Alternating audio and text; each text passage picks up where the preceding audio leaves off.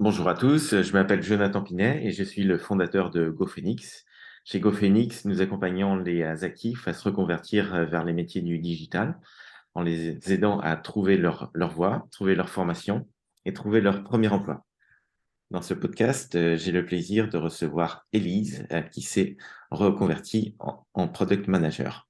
Bonjour Élise, Bonjour Jonathan. est-ce que tu pourrais commencer par te présenter et présenter ton parcours? Oui, donc je m'appelle Élise et ça va bientôt faire 2 ans que je suis, product manager, chez Nemer. Alors juste pour en dire quelques mots, hein, Nemer, c'est une start-up, qui a développé une base de données qui permet de caractériser, tous les bâtiments de France, et qui propose des solutions pour révéler leur potentiel écologique. Mais alors avant ça, j'étais pas du tout destinée à travailler dans la tech, hein. À la base, j'ai une formation d'ingénieur généraliste, spécialisée dans l'industrie. Et j'ai occupé des postes de chef de projet, d'abord dans l'automobile, puis dans la joaillerie. Et alors c'était des postes, orientés vers la fabrication, les procédés industriels, et la qualité des produits finis. Et puis, au bout de 9 ans, j'ai eu besoin de changement et j'ai fait ma reconversion professionnelle, vers la tech et donc le product management. Super. Est-ce que tu pourrais nous raconter comment tu as découvert ce métier? Alors mon mari est développeur, donc c'est un métier dont j'avais entendu parler depuis longtemps. Mais c'est en fait sur mon dernier poste, dans la joaillerie, j'ai eu l'occasion de travailler avec un product manager, dans le cadre d'un de mes projets en fait, où je représentais le besoin client pour le développement d'une interface web et ça m'a donné envie de creuser plus, sur ce métier à ce moment-là. D'accord, intéressant. Donc, à partir du moment où tu t'y intéresses, quel a été le déclic pour te lancer, hein? Alors à ce moment-là, j'avais déjà le sentiment d'avoir fait le tour, hein, sur les postes que j'occupais, dans la joaillerie et puis même dans l'industrie au sens large. Et puis il y avait une chose, qui me déplaisait un petit peu dans l'industrie, c'était les délais qui étaient quand même très longs pour voir le résultat de ces actions sur des projets d'amélioration de qualité, par exemple. Et donc j'avais besoin d'un secteur plus dynamique où j'aurais plus d'impact, où je verrais les résultats de mes actions, plus rapidement. Et donc à ce moment-là, le poste de product manager, il a fait sens pour moi et voilà, ça m'a donné envie de me lancer. Ouais, c'est vrai que c'est un secteur qui bouge beaucoup. Euh, Complètement. donc, t'as pu le découvrir à travers ton entourage. Et à partir de là, est-ce que tu as cherché une formation? Est-ce que tu as cherché à échanger avec des gens? Quel a été ton processus? Alors j'y suis allée par étapes, hein, déjà j'ai pu me lancer, assez facilement dans un side project, grâce à mon mari et un de ses collègues, tous 2 dans le développement mobile. En fait, on a profité à ce moment-là des périodes de confinement et de chômage partiel, pour travailler ensemble sur une application mobile, alors sur le thème de la cuisine. Eux, ils faisaient le design et le développement et puis moi, la partie produit. Donc j'ai commencé comme ça à m'auto-former, bon de façon assez simple, hein, mais voilà, j'ai commencé à faire un peu de recherche utilisateur, puis j'ai essayé d'apprendre à utiliser les outils, donc par exemple, Figma pour ce qui était de faire des wireframes ou Jira pour écrire des spécifications. Et puis aussi ça m'a permis de comprendre un petit peu comment on interagit dans ce métier avec des développeurs. Donc c'était déjà un début qui m'a fait mettre un peu, 1er pas, on va dire, dans le métier de product manager. Et puis ensuite, je sentais qu'il me manquait quand même une vraie formation, enfin quelque chose d'un peu plus complet, qui pouvait me préparer, vraiment, voilà pour mes futurs postes. Donc je me suis renseignée à ce moment-là sur les bootcamps. Donc j'avais entendu parler, de Maestro, donc je me suis un peu renseignée et j'ai pris des contacts avec des alumni des 1res promos, parce que c'était le tout début, hein, ça existait depuis quelques mois à peine. Et donc ils m'ont bon, enfin, évidemment, ils m'ont parlé du bootcamp en lui-même et puis ils m'ont aussi donné des conseils pour progresser. Donc un que j'avais retenu à ce moment-là, notamment, c'était écouter des podcasts, hein. C'est vrai qu'il y en a beaucoup, qui existaient déjà à ce moment-là, sur le métier de product manager.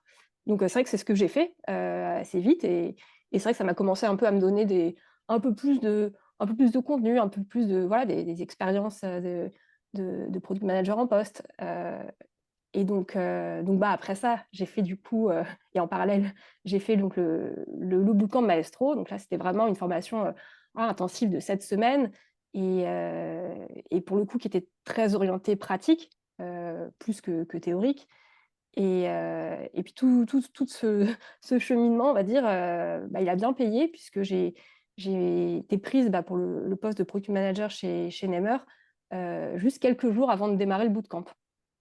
D'accord. Donc, tu les avais déjà approchés, en fait, tu étais en entretien avec eux, puis ensuite, Voilà. sur la projection de ton potentiel et de la formation, tu as pu décrocher ce poste. Ouais, exactement. C'est je cherchais quand même à postuler entre-temps, enfin et c'est vrai qu'au fur et à mesure, bah, que j'avançais moi de mon côté sur mon projet personnel et puis, bah, sur ce cheminement avec la préparation du bootcamp, c'est vrai que ça a plutôt bien fonctionné, dans les entretiens donc j'ai eu cette chance déjà d'avoir trouvé mon poste avant de commencer, ouais. Ouais, c'est certain. Et est-ce que toi, tu conseilles de postuler avant de faire une formation, ne serait-ce que pour tâter le marché, ou quelle est ta vision là-dessus?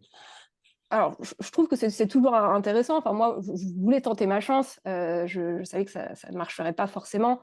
En l'occurrence, j'avais du temps aussi pour le faire. Ça m'a permis aussi déjà de sentir que bah, que c'était un métier qui pouvait me plaire. Le fait, bah, de rentrer un peu dans les sujets produits, c'est faire des études de cas. Ça je pense que c'est pas forcément, indispensable de se mettre en tête de trouver absolument un poste avant de démarrer le bootcamp. C'est plutôt souvent le le sens contraire. Pas Mais, forcément, non. moi, en tout cas, c'est vrai que ça m'a motivée aussi bah, de sentir que, oui, ça pouvait, voilà, les recruteurs pouvaient déjà avoir de l'intérêt pour mon profil, ça m'a mis aussi en confiance pour la suite. Et à ce moment-là, quels sont les éléments de ton parcours que tu mets en avant pour valoriser cette reconversion? Alors, c'est vrai que, entre un métier, de chef de projet, dans l'industrie et product manager, il y a quand même pas mal de choses qui sont transposables et que oui, j'ai réussi à mettre en avant. Par exemple, quand il s'agit de chercher à comprendre, des problématiques, dans l'industrie, bah oui, c'était surtout des problématiques, techniques. Heu, et puis quand on postule vers un poste, de product manager, ça va être des problématiques d'utilisateurs. Et puis, voilà, dans l'industrie, ce que j'ai essayé de mettre en avant, c'était le fait que oui, je travaillais aussi au plus proche de ceux qui détenaient, le savoir, donc ça va être beaucoup le bureau d'études et aussi auprès de ceux qui fabriquent. Donc ça peut être, voilà, des opérateurs, des joailliers et effectivement, bah, quand on est product manager, bah, on travaille aussi, auprès de ceux qui ont du savoir, ça va être des utilisateurs et puis, bah, de ceux qui vont fabriquer, mais au sens, les développeurs. Donc en fait, finalement, il y a un vrai parallèle entre les 2. Je mettais en valeur, dans ce sens-là. Intéressant. Et maintenant, ça fait donc 2 ans que tu es en poste.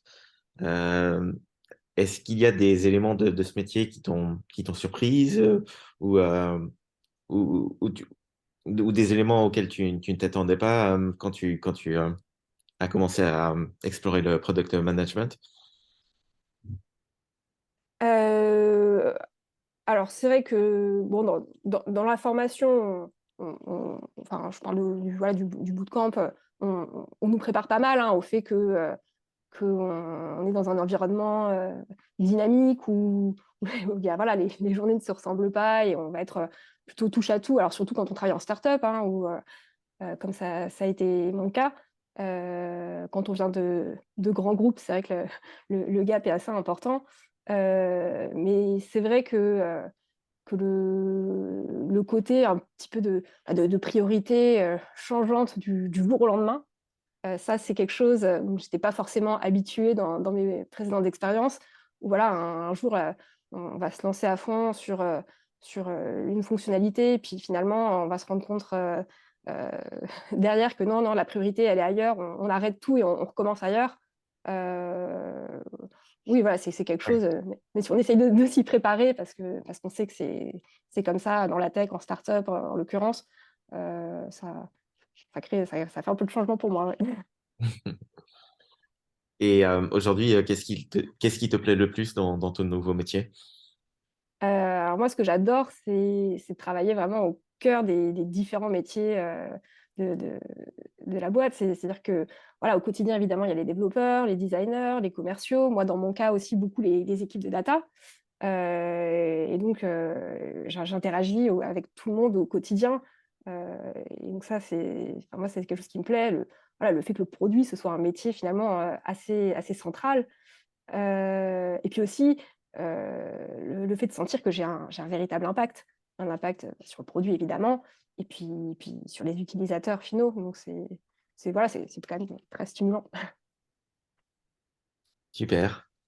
Et une dernière question, toi qui es passé par ce processus, quels sont les conseils que tu donnerais aux personnes qui souhaitent se reconvertir en product manager? Hem, en fait, le produit, c'est un métier où il y a, comme je disais, énormément de contenu disponible, en ligne pour apprendre et progresser. Donc j'ai parlé des podcasts, mais aussi il y a beaucoup d'articles. Donc déjà, s'immerger, voilà, grâce à tout ça, c'est quand même quelque chose de facilement, réalisable et que je recommanderais aussi.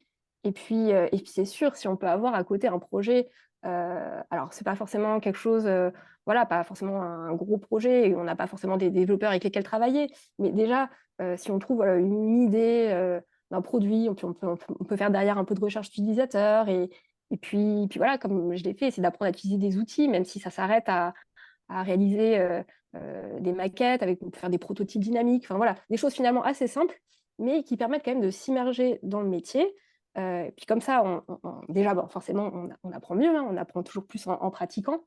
Et puis aussi, on teste le métier, avant de s'y aventurer, avant de se lancer, dans une formation et puis des recherches d'emploi par la suite. C'est voilà, si on peut en tout cas, je pense que c'est un plus. Un grand merci, Élise, pour ton témoignage. Ouais, je t'en prie.